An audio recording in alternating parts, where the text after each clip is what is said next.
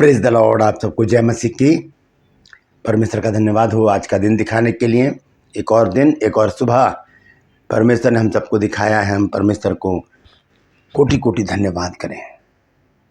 अनगिनत बार हम परमेश्वर को धन्यवाद की भेंटें चढ़ाते रहे। वचन में लिखा है कि धन्यवाद का बलिदान चढ़ाने वाला मेरी महिमा करता है। Praise the Lord. तो एक और नया संदेश लेकर मैं आपके सम्मुख उपस्थित हूँ। और आज का संदेश जो है वो हम मनुष्यों से रिलेटेड है और बहुत ही महत्वपूर्ण संदेश है। मैं आपसे गुजारिश करता हूं कि पूरा वीडियो देखिए और बात समझ में आ जाए तो इसे ज़रूर शेयर कीजिएगा। मैं आपका दोस्त पास्टर राज मैसी आपके सम्मुख उपस्थित हूं और इस नए संदेश को लेकर मैं आपको कुछ खास बातें बाइबल से आज बताने चाहता हूं, ताकि हम सबका आत्मिक ग्रोथ हो और हम आत्मिकता में धीरे धीरे आगे बढ़ते चले जाएं। Praise the Lord. तो बने रहिएगा मेरे साथ। आइए एक छोटी सी प्रार्थना करके आज के वचन को मैं शुरू करूंगा। जीवित और महान दयालु पिता परमेश्वर, तेरा धन्यवाद देते हैं प्रभु आज की सुबह दिखाने के लिए। प्रभु जी, मैं आज के वचन के लिए विनती करता हूं। प्रभु जी, आज के वचन को शेयर करने मेरी मदद सहायता कर।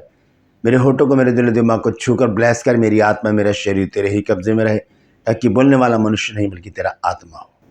जो गुण भेद की बातें आज के इस वचन में छिपी हैं, उन वचनों को हम पर प्रकट करना। जितने भी लोग आज के इस वचन को सुन रहे हैं, देख रहे हैं, उन सब पर मैं तेरी आशीष बोलता हूँ। हर एक को आशीषित कर। हर एक की रोग, बीमारी, चिंता, परेशानियों को दूर कर।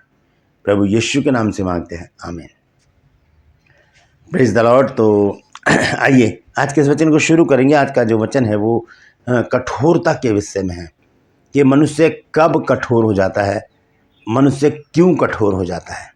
क्योंकि बाइबल में बहुत जगह लिखा है ऐसा कि मनुष्य अपने आप को कठोर कर लेता है। कठोर पत्थर होता है।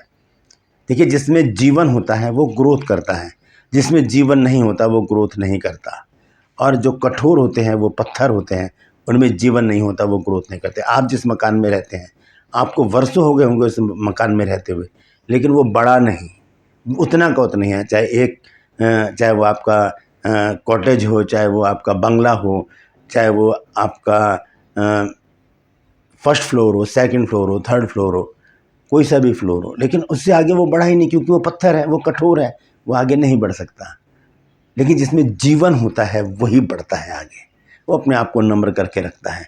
आपने देखा होगा बहुत से पुराने मकानों में, जब आप ट्रेन से जा रहे हों या कहीं गाड़ी से कहीं रास्ते में जा रहे हो, तो बहुत से जगह ऐसा मिलता है, आपके आस पड़ोस में भी होगा कि कोई पुराना मकान है और उसके ईंटों के बीच में से एक पेड़ निकल के बाहर आ रहा है। वो ईंटों को फाड़ कर बाहर आ रहा है। क्यों? क्योंकि उस पेड़ में जीवन है। पेड़ में जीवन है। वो बीज अंदर गया किसी तरह से, चाहे वो गारे में गया हो, किसी भी तरह से बीज ईंटों के बीच में गया, और जब वो फूट निकला तो उसने ईंटों को भी फाड़कर अपना जीवन उसने दिखाया। तो जिसमें जीवन होता है वो कठोर नहीं होता, लेकिन जिसमें जीवन नहीं है वही कठोर है, यानी कि वो पत्थर है। तो हम एक वचन पढ़ेंगे आज, भजन संहिता 95 अध्याय, और उसका मैं पढ़ूंगा 8, 9 और 10 आयत। भजन संहिता 95 और मैं पढ़ूंगा उसका 8, 9 और 10। देखिए यहाँ पर क्या लिखा है। यह इस प्रकार से लिखा है, अपना अपना हृदय ऐसा कठोर मत करो जैसा मरीबा में व मस्सा के दिन जंगल में हुआ था। परमेश्वर का वचन कह रहा है कि अपना अपना मन कठोर मत करो।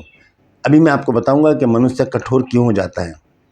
लिखा है कि अपना अपना मन ऐसा कठोर मत करो जैसा मरीबा में व मस्सा के दिन जंगल में हुआ था, जब तुम्हारे पुरखाओं ने मुझे परखा, उन्होंने मुझे जांचा और मेरे कामों को भी देखा। कितने बड़े बड़े काम परमेश्वर ने उनके साथ किए थे, इजरायलियों के साथ। जब परमेश्वर इजरायलियों को 430 साल की गुलामी में से निकाल कर लेकर आया, उन्हें मन्ना खिलाया, मीठा पानी पिलाया, बटेरे खिलाए। उनके कपड़े ऐसे थे जो फटे नहीं, उनके जूते ऐसे थे जो फटे नहीं। परमेश्वर उनको लेकर चल रहा है, लेकिन फिर भी वो कठोर हो गए। और 10 आयत में लिखा, 40 वर्ष तक मैं उस पीढ़ी के लोगों से रूठा रहा, और मैंने कहा ये तो भरमाने वाले मन के हैं, और इन्होंने मेरे मार्गों को नहीं पहचाना। ऐसे हम कठोर हो जाते हैं। परमेश्वर फिर ऐसी बातें हमारे बारे में करते हैं, भरमाने वाले मन के हैं, इन्होंने मेरे मार्गों को नहीं जाना, नहीं पहचाना। तो हम कठोर क्यों हो जाते हैं, पहले मैं ये बात आपको बताऊंगा, फिर उसके बाद हम आगे चलेंगे। जैसे कि मान लीजिए कि ये फ़ोन है मेरे पास, ये फ़ोन है और ये फ़ोन मुझे बहुत प्यारा है, मैं फ़ोन को बहुत प्यार करता हूँ, मैं इससे किसी को देना नहीं चाहता, मैं इसको किसी को देना नहीं चाहता, ये मेरा है। कोई हाथ भी लगाएगा तो मैं उसको डांटूंगा, इसको मत छूना, ये मेरा फ़ोन है, मैं इस फ़ोन को बहुत प्यार करता हूँ। इसी तरह से मेरा एक दोस्त है जिसे मैं बहुत प्यार करता हूँ, उसके लिए मैं कुछ भी करने के लिए तैयार हूँ, मैं उससे वायदे भी कर चुका हूँ कि मैं तेरे लिए अपनी जान भी दे सकता हूँ, मैं तुझसे बहुत प्यार करता हूँ। और वही दोस्त जिसको मैं बहुत प्यार करता हूँ मुझसे ये मेरा फ़ोन मांग ले, अगर वो दोस्त अगर ये फ़ोन मुझसे मेरा मांग ले तो वहाँ पर मैं कठोर हो जाता हूँ, वहाँ पर मैं कठोर हो जाऊँगा, नहीं ये मेरा है, मैं इसे नहीं दे सकता, मैं इसे नहीं दे सकता, ये मेरा फ़ोन है। Praise the Lord. ऐसे हम कठोर हो जाते हैं जब कोई हमसे हमारी प्रिय चीज़ मांग लेता है और वो जो हमें प्यारा है, वो चीज़ भी हमें प्यारी है, वो मांगने वाला भी हमें प्यारा है, तो हम वहाँ पर क्या हो जाते हैं, कठोर हो जाते हैं, नहीं आप खरीद लीजिए, मैं नहीं दे सकता। Praise the Lord. तो ये कठोरता हमारे लिए सही नहीं है, ये कठोरता हमें परमेश्वर से अलग कर देती है। तो थोड़ा सा और आगे चलकर हम बहुत अच्छी तरह से इस बात को समझेंगे। हम देखते हैं इब्रानियों की पत्री है और उसमें 2 जगह ये बात लिखी है, जैसा हमने भजन संहिता 95 में पढ़ा, यही बातें इब्रानियों की पत्री में 2 जगह लिखी है। सबसे पहले मैं पढ़ूंगा 3 अध्याय का 7 पद, ये लिखा है, तो जैसा पवित्र आत्मा कहता है कि यदि आज तुम उसका शब्द सुनो तो अपने मन को कठोर ना करो, जैसा कि क्रोध दिलाने के समय और परीक्षा के दिन जंगल में किया था। लिखा है, आज यदि तुम उसका शब्द सुनो तो अपने मन को कठोर ना करो। यही बात 4 अध्याय के 7 पद में भी लिखी है। यहाँ लिखा है, तो फिर वह किसी विशेष दिन को ठहरा कर इतने दिन के बाद दाऊद की पुस्तक में उसे आज का दिन कहता है, जैसे पहले कहा गया है कि यदि आज तुम उसका शब्द सुनो तो अपने मनों को कठोर ना करो। हम अपना मन कठोर क्यों कर लेते हैं, मैं आपको बता चुका हूँ कि कोई हमारी प्रिय चीज़ हमसे मांग लेता है और वहाँ पर हम कठोर हो जाते हैं। एक छोटी सी कहानी मैं आपको सुनाना चाहता हूँ। एक व्यक्ति था, शाम के समय वो पहाड़ पर चढ़ रहा था, रस्सी पर लटका हुआ था और वो ऊपर जा रहा था, तो अचानक क्या हुआ, उसके रस्सी उसके हाथों से छूट गई और वो लुढ़कता हुआ आ रहा था, तो क्या हुआ, एक हाथ में रस्सी उसके आ गई और वो लटक गया। वो लटका हुआ है और उसने जोर से पुकार कर कहा कि हे प्रभु मुझे बचा ले, हे प्रभु मुझे बचा ले। जब उसने पुकारा तब परमेश्वर की आवाज़ आई, परमेश्वर का शब्द आया कि यदि तू बचना चाहता है तो इस रस्सी को छोड़ दे, यदि तू बचना चाहता है तो इस रस्सी को छोड़ दे।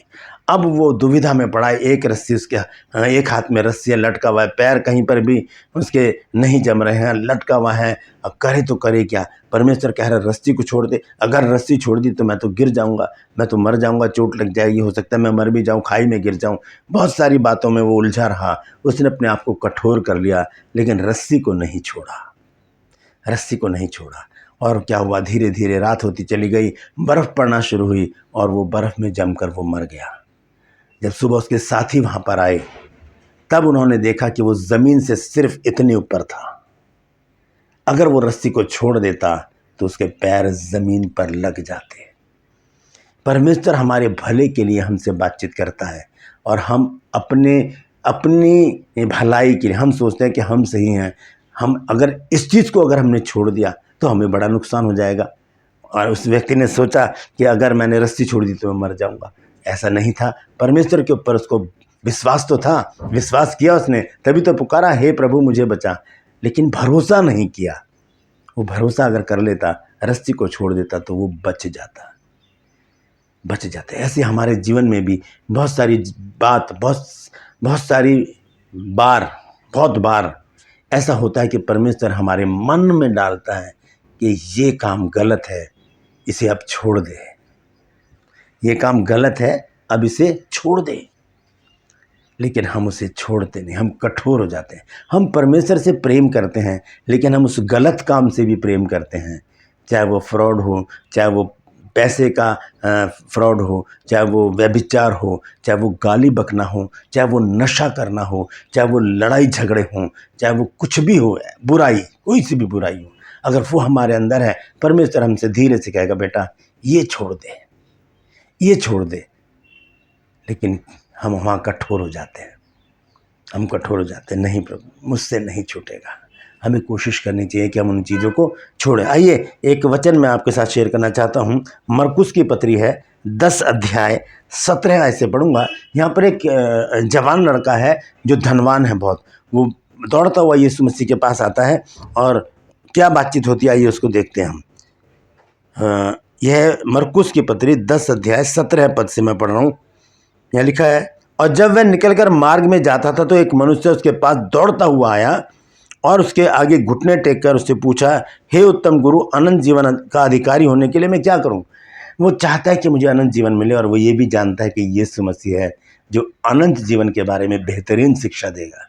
दौड़ता हुआ आया, यीशु मसीह के सामने घुटने टेक दिए और पूछा, हे गुरु, हे उत्तम गुरु, अनंत जीवन का अधिकारी होने के लिए मैं क्या करूं? यीशु मसीह ने उससे कहा, तू मुझे उत्तम क्यों कहता है? कोई उत्तम नहीं, केवल एक, अर्थात परमेश्वर। 19 आयत में लिखा है, तू आज्ञाओं को तो जानता है, हत्या न करना, व्यभिचार न करना, चोरी न करना, झूठी गवाही न देना, छल न करना, अपने पिता और अपने माता का आदर करना। 10 आज्ञाएं यीशु मसीह ने उसको गिना दी। आज्ञाओं को जानता है, मानता है उनको। उसने उससे कहा, उसने यीशु मसीह से कहा, हे गुरु, इन सबको तो मैं लड़कपन से मानता आ रहा हूँ मैं। यीशु ने उस पर दृष्टि करके उससे प्रेम किया। जो आज्ञाओं को मानते हैं प्रभु उनसे मुस्कुरा कर उनको देखता है, उनसे प्रेम करता है। यीशु ने फिर उससे क्या कहा सुनिए, तुझ में एक बात की घटी है, जा जो कुछ तेरा है उसे बेचकर कंगालों को दे और तुझे स्वर्ग में धन मिलेगा और आकर मेरे पीछे हो ले। क्या कहा यीशु मसीह ने कि तुझ में एक बात की घटी है, जा जो कुछ तेरा, क्योंकि वो धनवान व्यक्ति था, जा जो कुछ तेरा उसे बेच दे और कंगालों को दे दे और मेरे पीछे हो ले, तब तुझे अनंत जीवन मिलेगा। इस बात से उसके चेहरे पर उदासी छा गई और वह शोक करता हुआ यानी कि उदास होकर वहाँ से वो चला गया, क्योंकि वो बहुत धनी था। वो कठोर हो गया यहाँ पर, जब एक प्रिय चीज़ पर प्रभु यीशु मसीह ने उससे मांग ली। यीशु मसीह से भी प्रेम करता है, विश्वास भी करता है, लेकिन उसने इस बात पर भरोसा नहीं किया कि अगर मैं इन बातों को छोड़ दूंगा तो मुझे अनंत जीवन मिलेगा। उसने छोड़ा नहीं, अपनी गलतियों को, अपनी कमियों को, अपनी बुराइयों को उसने छोड़ा नहीं। वो वहाँ से वापस चला गया, अनंत जीवन को ठोकर मारकर वो व्यर्थ की बातों पर चला गया। Praise the Lord. उसने अपने आप को कठोर कर लिया। दोस्तों, हम भी बहुत बार अपने आप को कठोर कर लेते हैं। जब परमेश्वर का शब्द हमें सुनाई देता है, जब परमेश्वर हमारे अंतर मन में डालता है कि बेटा या बेटी ये काम गलत है, इसे छोड़ दे, इसे छोड़ दे, मैं तुझे बहुत कुछ देने वाला हूँ। दाऊद ने भी ऐसे ही किया था। दाऊद ने शादीशुदा व्यक्ति था, उसने क्या किया, उरिया की पत्नी बत्शेबा के साथ व्यभिचार किया। बाद में परमेश्वर ने नातान को उसको भेजकर समझाया कि तूने ये बहुत बड़ा गलत काम किया है। परमेश्वर ने उससे कहा कि मैं तो तुझे बहुत कुछ देने वाला था, तूने ये क्या किया? तब दाऊद ने पश्चाताप किया। हमारे पास एक चीज़ है और वह है पश्चाताप। कोई भी गलत काम अगर हम कर रहे हैं और अंतर्मन से एक आवाज़ आती है कि बेटा इसे छोड़ दे, तो वहीं पर ही छोड़ दें और घुटने पर आकर परमेश्वर से पश्चाताप करें और कहें, प्रभु मुझसे गलती हो गई, आज के बाद मैं ये काम दोबारा नहीं करूँगा, दोबारा नहीं करूँगी। फिर परमेश्वर हमें बहुतायत से आशीष देगा, बहुतायत से हमारे साथ रहेगा, हमारी अगुवाई करेगा और अनंत जीवन के लिए हमें तैयार करेगा। Praise the Lord. तो आइए आखिर में एक वचन पढ़ के मैं समाप्त करूँगा। ये है थिस्सलुनीकियों, पहला थिस्सलुनीकियों 5 अध्याय और उसका 21 और 22 पद। पहला थिस्सलुनीकियों 5 अध्याय 21 और 22 पद।